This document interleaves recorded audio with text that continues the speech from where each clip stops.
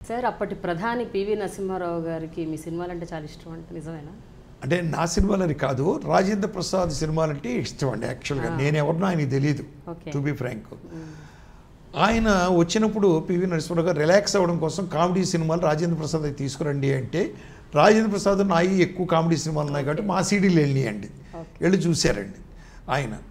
ఆయనకి ఏంటంటే వాళ్ళు పొద్దున సాయంత్రం వరకు పని చేసి స్ట్రెస్ ఎక్కువ ఉంటుంది కదండి. దాంతో రిలాక్స్ అవుదామని అనుకున్నాడు ఆయన. రాజేంద్ర ప్రసాద్ కామెడీ చేస్తాడు కదా, కామెడీ అయితే బాగుంటుంది, సందేశాలు మనం చెప్తాం కానీ మనకు సందేశాలు ఎందుకు అనుకున్నాడు ఆయన.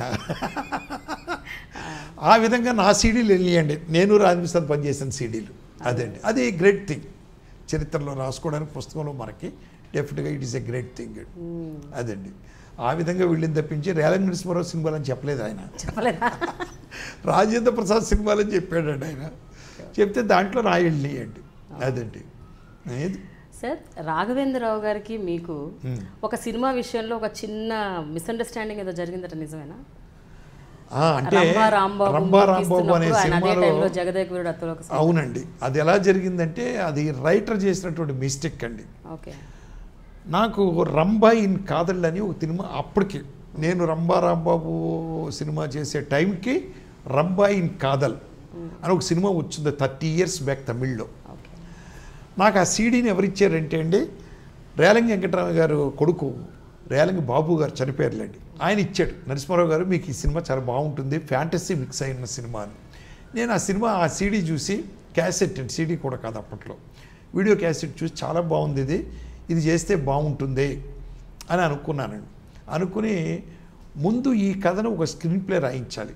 ఎవరైతే బాగుంటుందంటే ఆదుర్తి సుబ్బారావు గారు తమ్ముడు ఆదుర్తి నరసింహమూర్తి గారు, ఆయన ఉన్నాడండి. ఆయన నాకు ఎప్పుడైనా థాట్ వచ్చినప్పుడు ఆ థాట్ ఆయనకి చెప్పేస్తే ఒక స్క్రీన్ ప్లే రాసిస్తాడు ఆయన చక్కగా. ఆ స్క్రీన్ ప్లే రాసివ్వండి ఒకసారి అని చెప్తే ఆయన టైం తీసుకుని 10 రోజులు స్క్రీన్ ప్లే రాసిచ్చాడు. అద్భుతంగా రాశాడు, చాలా బాగుంది. దీన్ని మనం సినిమా కథగా మార్చుకుందాం, సినిమా కమర్షియల్ ఎలిమెంట్గా అని చెప్పి కొంచెం మసాలాలు యాడ్ చేసి నేను సొంతగా ఒక కథ తయారు చేసుకున్నప్పుడు ఒక వ్యక్తిని పిలిచి, ఇట్లాగా ఈ కథ ఇలా అనుకున్నాను, ఎలా ఉందో ఒపీనియన్ చెప్పు, ఫస్ట్ మీకే చెప్తున్నాను చెప్పానండి. బ్రహ్మాండంగా ఉంది సార్ ఈ కథ, చాలా బాగుంది, ఈ కథ తీయండి సార్ అన్నాడు. అయిపోయింది, చాప్టర్ క్లోజ్. అయిపోయిన తర్వాత ఈ కథను తీయాలనుకుని గురువుగారి దగ్గరికి వెళ్ళి చెప్పాను, గురువుగారు ఈ కథని నేను రెడీ చేసుకున్నాను, ఈ కథ తీస్తే బాగుంటుందండి, చూడండి సార్ అన్నాను. అంటే ప్రొడ్యూసర్లు వేరే వాళ్ళు అంటే విన్నాడు ఆయన. విని కథ చాలా బాగుందయ్యా, పెద్ద హీరో అయితే నీకు ఎలివేషన్ వస్తుంది, ఇది చిన్న హీరోతో వద్దు, నువ్వు రాజేంద్ర ప్రసాద్ కాంబినేషన్ అంటే అలాగే ఉంటుంది కదా కమర్షియల్గా, ఇది తీసుకుంటే బాగుంటుందని చెప్పి. అంటే మరి ఎలాగ సార్, నాకు పెద్ద ప్రొడ్యూసర్ ఎవరు రారు కదా అంటే, వెంటనే ఆయన రామానాయుడు గారికి ఫోన్ చేసి నరసింహారావు దగ్గర మంచి కథ ఉంది వినండి సార్ అన్నాడు. పలానా టైంకి రమ్మన్నాడు. ఆయన వెరీ ఫంక్చువల్ అండి. ఆ టైంకి వెళ్ళాను, కథ విన్నాడు ఆయన. చాలా బాగుంది నరసింహారావు గారి కథ. ఈ కథని తీయడానికి నాకు టైం పడుతుంది వెంకటేష్తో చేయడానికి. ఎందుకు అంటే వెంకటేష్తో తీద్దాం, నెక్స్ట్ ఇయర్కి తీద్దాం, ఇప్పుడు సినిమాలు కమిట్ అయ్యి ఉన్నాం మేము, నా బ్యానర్లో కానీ బయట సినిమాలు కానీ. అంచేత ఈ లోపల నువ్వు చేయవలసింది ఏంటంటే 2 సినిమా పేర్లు చెప్తాను. రామారావు గారు యాక్ట్ చేసిన జగదేక వీరుడు, అంజలిదేవి నాగేశ్వర గారు యాక్ట్ చేసిన సువర్ణ సుందరి, ఈ 2 కథలు చూడు. ఈ 2 కథల నుంచి ఇన్స్పిరేషన్ ఏమైనా కొన్ని సీన్లు వస్తాయేమో నీకు మళ్ళీ ఇంకా ఈ కథలోకి అని చెప్పి. అలాగే సార్ అని చెప్పి వచ్చి గురువుగారితో, సార్ 1 next year దాకా అన్నారు, ఈ లోపల ఈ కథ మీద ఎవరు తీసారంటే ఇద్దే సంగతులు సార్, మన చిన్న హీరోతో ప్రొసీడ్ అయిపోదాం సార్ అని. సార్ నీ ఇష్టం అన్నాడు. ప్రొడ్యూసర్లు వచ్చారు, ప్రొడ్యూసర్లు ఓకే అనుకున్నాం. దీనికి ఒక హైప్ తీసుకురావాలని ఈ కథకి మనం పాపులర్ అవ్వాలి అంటే ఒక పాపులర్ వ్యక్తి దీన్ని ముందు ప్రెస్ మీట్లో కూర్చోవాలి. గురువుగారు వచ్చి కూర్చుని ప్రెస్ మీట్లో కూర్చుని రంబారాంబాబు తీస్తున్నాడు ఎలాగంటే పెద్ద గొప్పగా ఉంటుంది కాబట్టి మేము రంబారాంబాబు అనే సినిమా తీస్తున్నాం. దీంట్లో రంభ మైథలాజికల్ క్యారెక్టర్ కాబట్టి ఈ సెలక్షన్కి దాసనారాయణ గారిని జడ్జిగా పెట్టాం మా గురువు గారిని. ఆయన సెలెక్ట్ చేస్తాడు. కొత్త వాళ్ళు ఎవరైనా సరే మీరు ఫోటోలు పంపించండి అని ఒక హైప్ తీసుకురావడం కోసం పేపర్లో ప్రెస్ మీట్ పెట్టి చెప్పామండి. చెప్పితే ఈ న్యూస్ అవతల అప్పటికే వాళ్ళు తెలియకుండా జగదేక వీరుడు అతిలోక సౌందర్య అనే సినిమా వాళ్ళు అనుకున్నారు. ఓకే, ఇది తెలియదు పాపం వాళ్ళకు కూడా, తెలియకుండా జరిగిందేనండి. వాళ్ళు చూశారు, అశ్వదత్ గారు చూసి ఇదేంటి ఇది, ఈ కథ తీస్తున్నారు, ఇట్లా చేస్తున్నారు, అది ఇది అని చెప్పి అక్కడి నుంచి ఇది ఏమైపోతాం మనం, ఇంత డబ్బులు పెడుతున్నాం చేస్తున్నాం కదా అని చెప్పేసి ఆయనలో న్యాచురల్ కదండి పాపం. వాళ్ళు పెద్ద హీరో చిరంజీవి గారు, శ్రీదేవి. మేము సాంగ్స్ రికార్డ్ చేసాం, షూటింగ్కి వెళ్ళబోతున్నాం, క్యాస్టింగ్లో మేము ఉన్నాం, వాళ్ళది రికార్డింగ్స్లో ఉన్నారు. ఇంకాను శ్రీదేవిని చిరంజీవి గారిని బుక్ చేశారు, పెద్ద క్యాస్టింగ్, ఏం చేయాలి ఇది అని వాళ్ళకి మతిపోయిందండి. మతిపోయిన తర్వాత అక్కడి నుంచి వాళ్ళలో ఇంకొక అతను ఎవరో, అశ్వదత్ గారు కాదండి, ఒక వ్యక్తి పేపర్కి ఫోన్ చేసి, పేపర్ ఆఫీస్కి, ఆ న్యూస్ని హైలైట్ చేయొద్దు, ఎందుకు అంటే మా ప్రొడ్యూసర్ గారు కూడా ఎలాంటి సినిమా తీస్తున్నారు అని చెప్పారట. అక్కడ పేపర్లో ఉన్న వ్యక్తి మనకు చెప్పాడండి. చెప్పితే మనం గురుగారితో చెప్పాను. వెంటనే చిరంజీవి గారికి చెప్పి విషయాన్ని నేను చిరంజీవి గారి ఇంటికి వెళ్ళాను. నేను చిరంజీవి గారు ఇప్పుడే ఫ్లైట్కి బయలుదేరి వెళ్ళారండి, ఊరు వెళ్ళారు ఆయన, హైదరాబాదు ఎక్కడికో అన్నారు. నేరుగా అరవింద్ గారి ఇంటికి వెళ్ళారండి. అరవింద్ గారు ఆఫీస్లో చెప్పారు ఏంటంటే చిరంజీవి గారిని డ్రాప్ చేయడానికి అక్కడికి వెళ్ళారు. ఆయన లేరు. కూర్చున్నాను వాళ్ళ ఆఫీస్లో.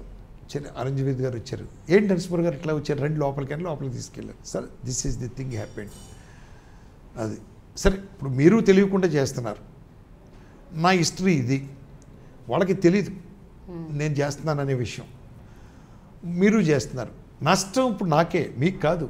ఎందుకంటే అక్కడ పెద్ద క్యాస్టింగ్, ఇక్కడ నాకు చిన్న క్యాస్టింగ్, పెద్ద ప్రొడ్యూసర్ అశ్వదత్ గారు, ఇక్కడ నాకేమో ఈయన. మరి ఏంటి నా పరిస్థితి అండి, దీనికి ఏదైనా ఒక చిన్న సాల్వేషన్ ఆలోచించండి సార్ అని చెప్పి ఆయన వీళ్ళ ఆయన ఎవరు అశ్వదత్ గారితో మాట్లాడారట. ఆయన మాట్లాడేదానికి అశ్వదత్ గారు ఏం చేశారు, రాఘవేంద్ర గారితో మాట్లాడారు. నెక్స్ట్ డే మార్నింగు నేను ఇంట్లో కూర్చుని ఉండగా, ల్యాండ్ నెంబర్సే కదండి, ఫోన్ మోగింది, తీసాను. ఎవరండి అన్నాను. రాఘవేంద్రరావు అయ్యా, ఎవరో మాట్లాడేది అన్నారు. సార్ నేను సార్ నరసింహారావుని. ఏమో ఇవాళ ఏంటి నీ ప్రోగ్రామ్ షూటింగ్ ఏమైనా ఉందా అన్నాడు. ఏం లేదు సార్, ఖాళీ. 10 గంటలకు ఆఫీస్కి వస్తావా? వస్తాను సార్. వెళ్ళాను, ఆఫీస్కి వెళ్ళానండి. 10 గంటలకు ఆయన రెడీగా కూర్చున్నారు.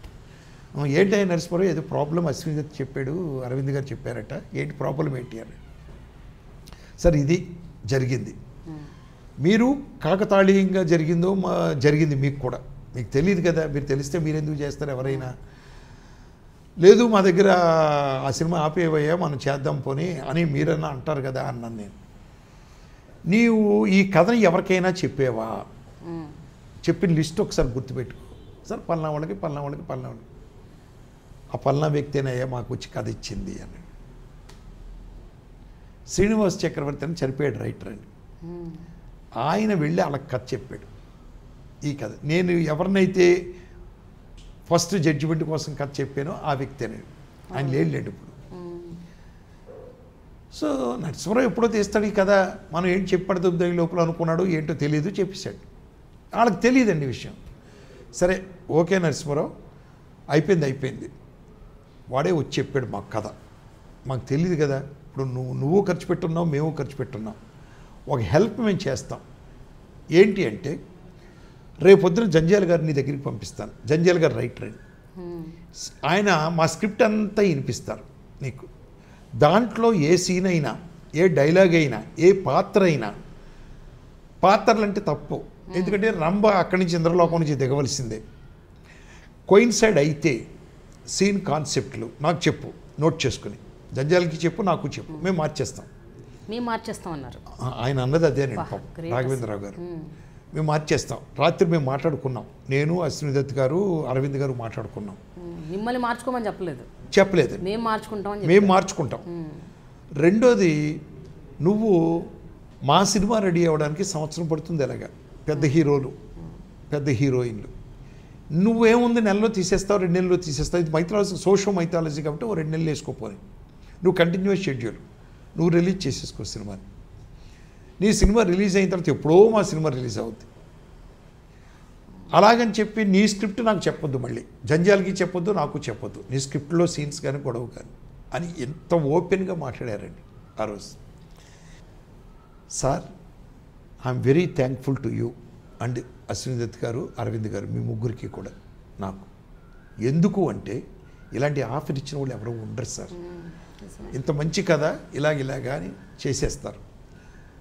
కాబట్టి నేను ఇది చాలు సార్, మాకు back support, this is enough for me. మీరు స్క్రిప్ట్ మీరు చెప్పొద్దు, దయచేసి పంపించొద్దు మీరు జంజాల్ గారిని. మీ సీన్లు నేను విన్నాం, నా సీన్లు మీరు వినొద్దు. మేము మీ సినిమాకి తీసేసుకుంటాం రంబారాబాబు, మీరు జగదేక వీరుడు, అతను సుందరి మీరు తీసేసుకోండి. అన్ని విషయాల్లోనూ ప్లస్ పాయింట్ మీది కానీ మాది కాదు. ఎట్టి పరిస్థితిలో మా సినిమా ఏముంది, ఓ నెల ఆడినా మా డబ్బులు మాకు వచ్చేస్తాయి, మేము బడ్జెట్లో తీస్తున్నాం కాబట్టి అని చెప్పారండి ఆ రోజు. సో అది జరిగిందండి. కానీ ఈ రోజుల్లో ఏం జరుగుతుందో తెలుసా అండి, అది అసలు ఎలాంటి విషయాలు కాంప్రమైజ్ లేకుండా చేయకుండా, వాడు పోటీ వాడిదే, మన పోటీ వాడిదే అని యువతల చిన్న సినిమా ఉండి తొక్కేస్తారు. ఆ రోజున మరి ప్రవర్తించారు అంటే అలాగా ఈరోజు ఏ మోరల్స్ లేవండి. ఆ రోజు కొన్ని ఉన్నాయి డెఫినెట్గా.